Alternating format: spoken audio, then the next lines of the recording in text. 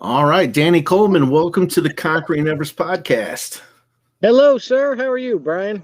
I'm good. I'm a little envious because you look like you got a beautiful day behind you. You said you had a cigar. You've played golf today. Man, you're I got living a it right now. cigar. I got a jalapeno margarita. I played golf poorly, but it doesn't matter because it was a good day. Yeah, you haven't seen me try to hit a golf ball yet. That's the definition of poor. But yeah, what can I say? I try. Well, Danny, you've got a great story. You're doing some pretty cool things. But before we get in all that, why don't we give our listeners uh, a little introduction to who Danny Coleman is? Well, I am a radio show host. I host two different radio programs. I am an entertainment journalist. I am a musician since I was 11 and a half years old. So that's 47 years ago. And entertainment, and I have a podcast too. So Yeah, that's right. I'm all about helping independent artists. I mean, you know what? Without new music, we have no music. So Yeah, no, and you know what? Music is very therapeutic, especially for me. I never, kind of growing up, I was always the kid with the loudspeakers in the car and things like that. But I don't think I really started appreciating music until probably the last 10 years or so, where I pretty much end my night with music. Like it gets me to where I need to be to have a good night's rest. So it's definitely therapeutic. And I mean, some of the music I listen to, more motivation, pump you up, but the good stuff at night to get you wound down. What got you into music? You said 11 years old. What was your like introduction? you know what? My whole life, my mom used to she used to love music. She was a big Elvis Presley fan, and she also liked Creedence Clearwater. Mm, And my dad liked the Platters. And when my mom would, when she wanted to clean the house, it was always Creedence Clearwater. And when she wanted to just dance around because she was happy, it was Elvis. So I was always exposed to music. And when I was about 11, I went to my mother's cousin's wedding, and the drummer was just off the charts. And I was like, you know what? I want to do that. And it was kind of funny because at the end of the night, I went into the bathroom and the drummer was in the bathroom, and he looked at me and he said, you know what, kid? Here you go. And he handed me his broken drumsticks. wow. And from that point on, I started playing the drums. So it was kind of like, yeah, I can't imagine. Probably, being a kid and receiving that was like, it probably felt like somebody's giving you some gold. It's like he was a rock star, you Mm. know? So you got into the drums, and I mean, did that just is that your instrument of choice, or have you like spanned the gamut and done all kinds of, guitar and drums and synthesizer or whatever may be the case? No, I stuck with the drums. I mean, every drummer for some reason wants to play guitar. And I also I could play a little bit of guitar, but it's not. I'm not very good at it. I know all the chords basically. I can play certain things, but if I had to do a gig, no, that's not happening. I'm a drummer, and I do Latin percussion, congas, bongos, all sorts of instruments or weapons of mass percussion, as I like to say. Uh, I mean, I have everything from a Spanish güiro to a triangle, sleigh bells. I mean, you name it. I've got all kinds of hand percussion. So I do a lot of gigs both ways. Okay, this is I'm kind of I think you're my first guest that's been into music as a career and as a lifestyle. So I've got some different questions, and I know that's, this podcast is, we're going to get into your life here in a moment, but I'm kind of like a kid, just curious now with the drums. The drums have always fascinated me. If I've never been an instrument guy. I've never, that wasn't part of my upbringing, but I always thought if I was going to play an instrument, it would be the drums. How the heck do you learn to play the drums?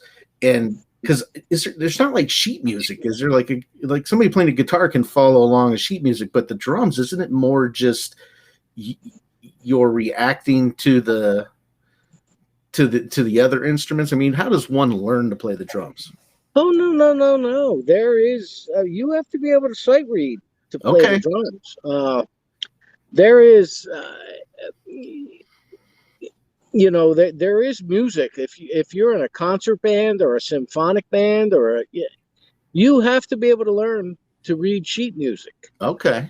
All right. And the hardest part is following, because in a lot of those cases, there's a lot of downtime between the, where drums come in, drums come out. But there is, I mean, you have to be able to sight read, and you have to be able to read music. And I can do that. I can read sheet music. I can read, drum music. I can read a lot of things. I haven't done much of it, I'll be honest, lately, but it comes back to you pretty quickly, believe it or not. Yeah. That's cool. I always wondered, because like I said, not being a musician, I never quite knew, like, how does one learn to play drums? But now I've been educated. But let's kind of get into your story a little bit about what makes Danny Coleman today. We've talked previously, and it sounds like around 2002, your life altered a bit. With your lifestyle, you were married. It sounded like you had a job that, I don't know. I don't recall if you weren't a musician full time, but let's go back to kind of that transitional period in your life. Yeah, I was married in 1988, and around 2002, things started to go wrong, let's say. And I worked for United Parcel Service for 20 years, from 1989 to 2009. I was a driver in downtown Trenton, New Jersey, with all the state offices. I handled a lot of very heavy accounts. I mean, I would go out with 92 stops and about 500 packages. So, I mean, I was humping it up, so to speak. But my life definitely changed, because in 2002, my marriage started to fall apart, and it was a very difficult time for me. I eventually wound up leaving my now ex-wife in 2004, and then my back gave out in 2009. And then 2009, I decided that, you know what, I'm going to live for me. Yeah. When I was 18 years old, I started working for the Wall Street Journal, because my parents essentially said, well, you're not going to college, you need to get a job. So I got a job working for Dow Jones and Company. And I got married in 88, and I said, you know what I'm making at Dow Jones isn't enough to support a family. And, my ex-wife and I had kids in 1992, my son, and I had been working for UPS since 1989. So I tried to plan ahead. And then January of 2009, my back gave out. And it totally took me by surprise. And from that point on, I realized, you know what? The next job I get, it's going to be for me. Yeah. So that's how I started the radio show. I mean, I took the job at Dow Jones to accommodate my parents. I took the job at UPS to support a family. This time it's for me. Yeah. I was And go ahead. No, I say I was going to add, you answered the question. You read my mind, because so many of us, we end up getting into jobs and careers for what we feel is the right reason, right? We want to support our families, or we want to make our our parents proud, things like that. But it's usually, I think, and maybe you could hold me to this if it's true or not, but most of the time when we want to chase our passions, there's a great deal of risk, and not a lot of reward in the beginning. So we tend to take those comfortable jobs, and jobs that we know will pay the bills and put food on the table, and get the kids through school and all that.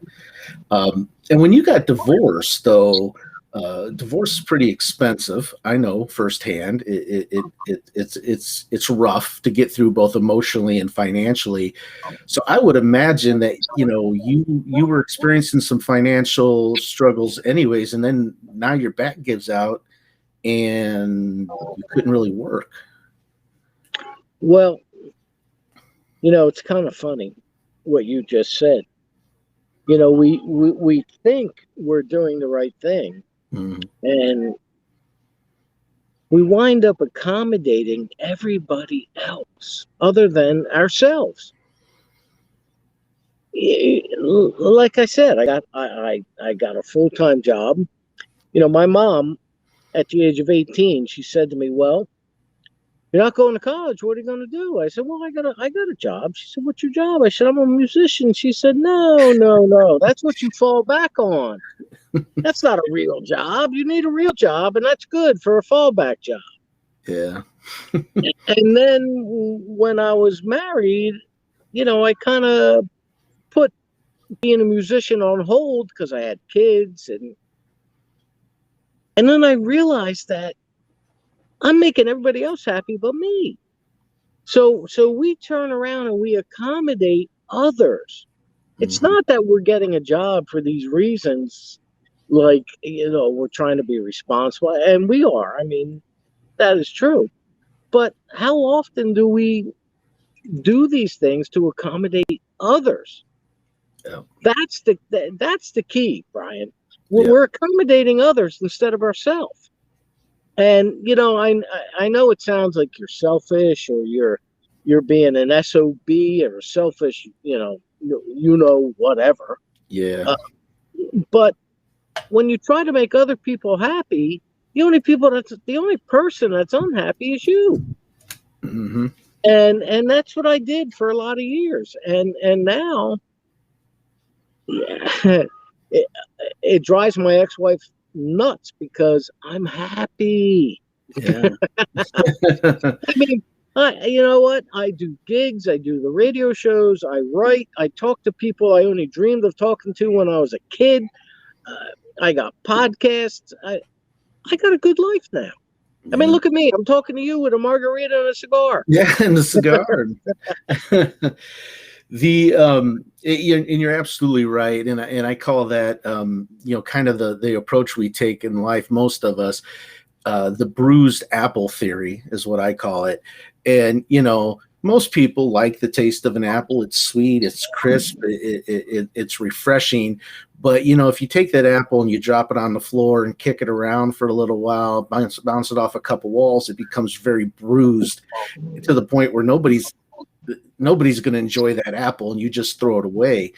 And I feel like when I coach with people, I talk about that, because we're the apple, and then we do what society expects of us, and we do it for the right reasons, the right intentions, but that we're getting dropped, we're getting kicked, we're giving up that nice, refreshing, sweet fruit, and kind of take a beating until something happens, and it causes us to change our focus in our mind and what we really want to pursue. With we talked previously, and you talked about, let's talk about your injury, because that one you said the back injury, you were what, 46 years old at that time? Yeah. Yep. And so UPS, what was their response to it? Well, you have to understand, if you're a UPS driver, every day is like an aerobic workout. Yeah. You're up and down steps, you're walking at a quick pace, you're lifting, you're lowering, you're bending, you're twisting, there's a lot of stuff involved. I used to love working at UPS because when I take a week off for vacation, I gain 5 or 10 pounds and I'd lose them in 2 days. If there were days like here I am, I'm in Jersey, right? And today it was 95 degrees with a heat index of over 102. Yikes. So days like today, the back of that UPS truck would weigh in at about 120 degrees, and you spend a lot of time in the back of that truck. Mm-hmm. And UPS was good for keeping your physical stamina up, keeping everything together. I loved my customers. I hated the job, but I loved my customers. Yeah. I had great customers. The worst 10 minutes of the day were the 5 minutes in the morning and the 5 minutes at night I would spend with management. And other than that, you were autonomous. Mm-hmm. And it was a really great job. It really was. Great pay, great benefits. But when that all came crashing down, I was forced to reinvent myself. Right. And I mean, I woke up one morning and I was like, oh man, what is this pain in my back? Mm. And I managed to make it to the driveway, and all of a sudden I felt the worst pain I have ever felt in my life. And it dropped me. And I literally crawled back in the house, and I had tears streaming down my face. Wow. And I had 4 herniated discs. I had blood in my spine. If I moved even this far, I mean, the pain was severe. And I wound up having surgery about 9 months later, and I lost my job, which, I was 5 years short of a full pension retirement. And it was like, wow, what am I going to do now? Yeah. So, I love radio, I love music, and I thought, you know what, this time I'm going to work for me. Mm-hmm. And that's how I started my radio show, Rock on Radio. What was kind of your mindset with, I mean, you've lost your job. You can't go back to what you were doing. So that paycheck is now gone. Those benefits that you may have had are gone. And now you're getting ready to branch out, do this thing that you love to do. But I would imagine there wasn't, like, you couldn't sit down and say, okay, I'm going to make this much money per week, and so I know I'm going to be okay. So there's like a huge leap of faith in that. Was that a concern, or were you just like, you know what, I don't even care about the money. I just need to do something that's for me. I mean, where were you at in your thinking at that time? Well, I still had 2 kids. I still had child support. So I had to make money. So I was kind of in between the two. I really didn't care how much money I made, but I needed to make money. Right. So, I mean, it was honestly, it was a really rough go, because when I got divorced in 2007, I was making $80,000 a year. Now I'm unemployed. Yeah. And it essentially wiped out my savings account. And there was a point where I had $17 to my name between my savings and my checking. I mean, I was getting ready to cash in life insurance, stock, 401ks and take the penalty. I mean, I was, this close to bankruptcy, Mm-hmm. and I just couldn't bring myself to do it. So at that point, I started to. I really started to think. You know what? Uh, I'm done. And Mm. you know what the funny part is about all this? At this point, I had picked up a part-time job at a hospital, and to try to slow the bleeding a little bit. And this hospital happens to be a Catholic hospital. So there's a chapel. And I had $17 to my name. I was literally, and this is the honest to God's truth, I was 3 days from being homeless. Mm. And I walked into the chapel and I sat down, and I had tears. I had tears just streaming down my face. And I said, you know what? I'm turning it over to you, big guy, because I Mm. got nothing. I got nothing left. And I'm in this chapel and I am crying like I am sobbing. Yeah. And and 2 days later, a friend of mine from high school reached out to me and he's like, "Yo, I heard you're in some dire straits. If you need a place to live, come see me." And his name was Jocko, and I love the man from to the ends of time, because he took me in. He said, "I don't want any money from you. I just want you to get on your feet." That's awesome. And he saved me. And he allowed me to be able to build my radio shows and my writing and my music. I mean, into a decent, situation where I am today. Yeah. And that's so great to hear, because I think a lot of us, we get to that point where we feel like we're at the end of our ropes, and, then the depression sets in and anxiety starts to set in. And, I don't know the percentages or numbers, but, I would venture to say more times than not, people, they don't see a way out. They don't see, um, they don't see the silver lining around the cloud, and so they just kind of go deeper and deeper and deeper. And yet you took this, leap of faith, even just going in the chapel and just saying, "Hey, I'm going to relinquish this control," and just have that faith and confidence that it was going to work itself out. And I think that's so important, because and not even from a spiritual sense, just from a mindset sense, to know that there's always a way out. There's going to be always be opportunities. So I think that's great. That you took that approach, as opposed to saying, "Well, okay, and I'm gonna go live on the streets and live in my car," whatever the case may be.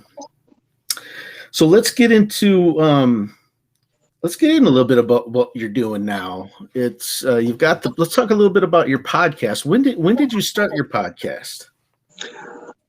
Well, the podcast is a direct result of my radio show and the interviews that I do with the people that I speak with. The podcast started in January of 2019 or 2020. I'm sorry, 2020. Not good timing. Yeah. But if you go to anchor.fm/rock on podcast, you can find the interviews I've done. And there's interviews with various rock and roll Hall of Famers, some local guys, some authors. There's a little bit of everything. That's where that came from. That was a spinoff from the radio show and my writing. Okay. You said you're writing as well? Oh, for the Rock on Radio. I've got that website pulled up now. So I guess since that was the precursor to the podcast, how did that develop for you? I mean, when you had this idea, you kind of knew what you wanted to do, and your friend came through and said, "Hey, I'm going to give you this opportunity to get back on your feet." How did that all come together for you? Well, I hurt my back in 2009, and my lawyer, my workers' comp lawyer, said to me, he said, "You know what?" He said, "You need to reinvent yourself because the United Parcel Service is not going to hire you back." Yeah. So I was looking on Craigslist for various jobs, and I saw an ad that said radio show hosts and ideas wanted. So I responded to the email with my idea for Rock on Radio. And I got a meeting with the program director, who was, at the time, he was a fantastic gentleman, a guy named Aaron Matlock. And it was on an AM radio station in WIFI 1460 AM. And then I pitched the idea of Rock on Radio. When you will start? 2 weeks later, started in April 26th, 2009 was my first Rock on Radio. So I've been doing it for more than 12 years. I interview indie artists, solo artists, and in 2 hours, they get to come in, they get to tell me all about them, and they get to perform live. I play stuff off these, I take phone calls, and it's well for me. That's one of the radio shows I do. Yeah. That's it's just amazing how things come together. As I listen to your story, and you can kind of see the interweavings of everything and how it falls into place. So you got Rock on Radio, you've got the podcast now. Do you have any other things? What else is cooking for you? What anything in the works, or what's next for Danny? Well, I do a blues show every Monday evening from a local here in New Jersey, from village. It's an FM station, high def. I do a blues music show that I get to curate my collection of blues music. It's every Monday night, 7 to 8. I do all the voice track. I pick all the music. It's all me. I mean, in this case, the sun rises and sets on me, and I pick all the music, put it together, and it airs every Monday, 7 p.m. Eastern Standard Time, on an FM station, but it's online at Jazz on 2, the number 2, jazzon2.org. And yeah, that's going really well. I really enjoy doing it. As a musician myself, I love playing blues music. I have a buddy who's a jazz pianist. His name is Rio Clemente. And Rio said to me one time, he goes, "You know what I love about playing jazz, Danny? I can take it as far as my mind will let me. And blues is a lot like that. And it's all feel, and it's just what music really is supposed to be." Yeah. As opposed to contrived, no, I don't want to get into that, but like the stuff that's on radio today. Right. It's not as authentic. No. It's more crafted for the audience. And to kind of give your website a plug, so Danny Coleman's rockonradio.com. Is that's the appropriate URL to get there, and we'll have all this in the description so people can get out there and find you. Let's talk a little bit about who you are today versus who you were as a UPS Danny versus Rock on Radio Danny. How has life changed for you? How has mindset changed for you? How has attitude changed? Like what transformation has taken place? Yeah. Huge. Yeah. Let me just tell you right now, huge. When I was UPS Danny. I was taking care of other people. My kids are 28 and 25 now, so they're off the dole, so to speak. My ex-wife, no longer gets, the child support or the alimony or any of that fun stuff. Right. And now I'm living life for me. Yeah. And again, I don't want that to sound selfish, but sometimes you have to look out for number one. UPS Danny was taking care of a family and a home and all that good stuff. Now I'm chasing my passion. I love music. I love helping musicians. I mean, I am a musician. I love giving them an avenue. When I was 16, or let me go back further, when I was 15, my band at the time, my very first band, we went in a recording studio because one of the local FM radio stations was having a talent contest.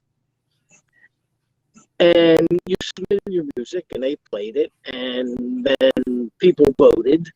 It's like a popularity thing. And if you won that round, you went on to the next. So I was standing at a local church carnival fair, whatever you want to call it. And a girl I went to high school with came up to me and she grabbed my arm. She said, "Listen." I said, "What?" "Listen." And one of the Wheels of Chance had a radio. And they were playing my band on the radio. And I was like, wow. From head to toe, numb, chills. I was like, oh my God, that's me on the radio.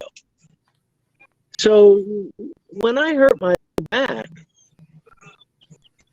and the idea for Rock on Radio came about, I thought to myself, you know what? If I can give other people the opportunity that I had at that time to feel those chills from head to toe, I'm going to do it. And that's how Rock on Radio came to be. And in about 2 weeks, I'm going to be 58 years old. And I'm not afraid to admit it. And I'm not sorry. I always raise my kids that, I'd rather see them fail 1,000 times than have one regret. And I don't regret anything. And I really enjoy helping other musicians. I really do. Now, if you could go back in time as yourself and talk to UPS Danny, that's just a nickname I've come up with now. We'll refer to the old you as UPS Danny. If you could go back and have a conversation with him, and advise him on how he could do things differently, or anything, any kind of advice, what advice would you give your former self? Stop accommodating other people. There you go. And as harsh as that sounds, when you accommodate other people, the only person that winds up not happy is you. There has to be a compromise. Look, when you're in relationships, whether you're married or you're in a steady relationship, you always have to compromise. And compromise is different from accommodate. And I accommodated far too many people. I would like to compromise. Yeah. But then again, that's always inclusive of our own makeups. Some people are just made up to always say, okay, whatever you want. Other people are made up to say, oh, no. You have to reach a compromise. Right. And I think that's great. That's actually great advice because, especially in a relationship or, marriage or whatever, even with your own children, there has to be that balance. Like you said, it's you serve others, which is great. And that's admirable. But if all you do is give, give, give, you never receive from your own passions, then, you burn out, and it gets hard to, it's hard to maintain. So yeah, that compromise, and everybody should be willing to compromise, so that you still get to live your dreams and chase your passions, and you don't forget that. So as we kind of approach the end here of this conversation, what have we not talked about that you want to make sure we have out there? Do you have any words of wisdom, anything you'd like to promote, or anything our listeners need to hear? Well, first off, I want to thank my engineer, Art Ackerman, who runs my show every week without fail. He gives up every night or every Sunday night to be with his family, and he shows up the radio station to engineer my program. Does a great job, and I want to thank him. And I want to thank my producer, Claire Henwood. Let me tell you, Ryan, everybody needs a Claire Henwood. This woman is absolutely phenomenal. I mean, I am in love with this woman. I mean, she is spectacular. She just, you know what? She keeps me on track, and she does things that I don't even think of. And it's like, you know what? Maybe we should do this. Sometimes she don't even let me know, and she just does it. And it's like, wow, yeah, that works. Everybody needs a Claire, and she is just incredible at what she does. So I can't thank them enough. But Rock On Radio airs every Sunday night, 7 p.m. Eastern Standard Time on coaradio.com. And then it airs throughout the week on about 12 other affiliates between all over the U.S. and the United Kingdom. And, I'm very fortunate that people like yourself allow me to come on and tell my story. Yeah, and one thing I'd just like to let anybody know that's listening or watching this is please don't ever give up. Yeah. As I said earlier, I had $17 to my name. I had family members urging me to apply for government assistance. I had people telling me to apply for bankruptcy.